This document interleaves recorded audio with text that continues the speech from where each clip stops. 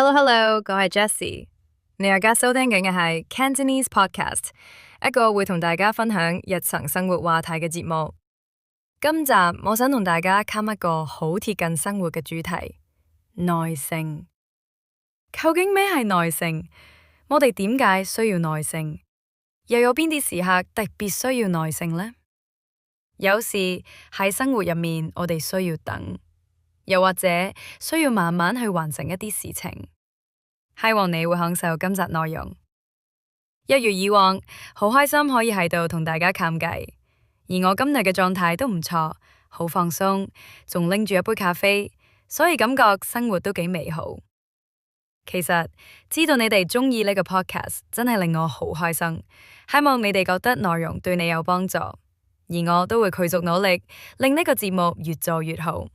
多謝你哋一直以來嘅支持。好啦，講返今日嘅主題：耐性。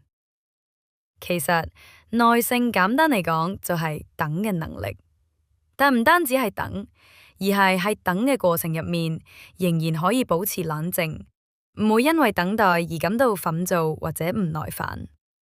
聽落好簡單，但其實唔容易，因為耐性代表你要接受一件事。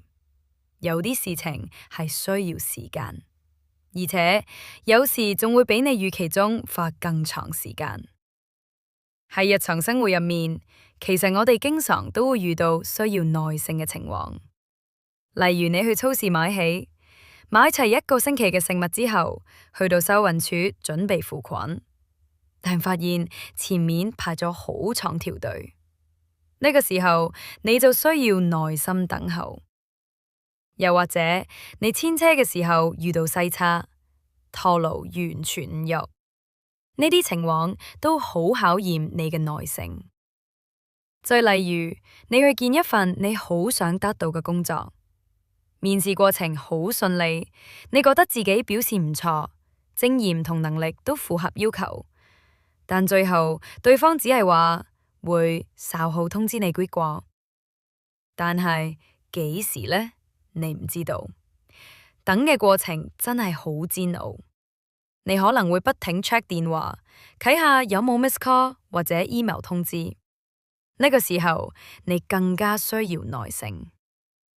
咁耐性嘅相反係咩呢？就係不耐煩嘅時候。即使係同一啲情況，你嘅反應都會完全唔同。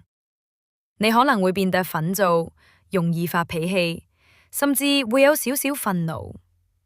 其實不耐煩都係一種正常情緒，但如果太多就可能會帶嚟問題。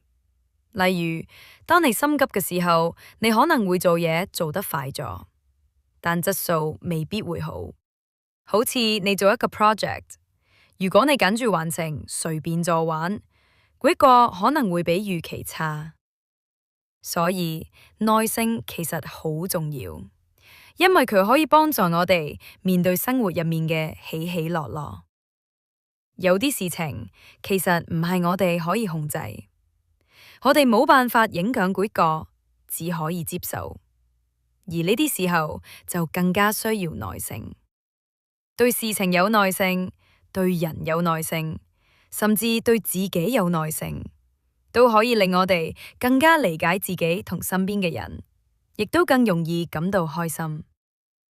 其實學習都非常需要耐性，例如學語言，呢個係一個長時間嘅過程，需要投入時間同努力，中間一定會有挫折，你可能會覺得自己冇進步，甚至有啲氣餒，亦都會有啲日子你根本冇時間學習。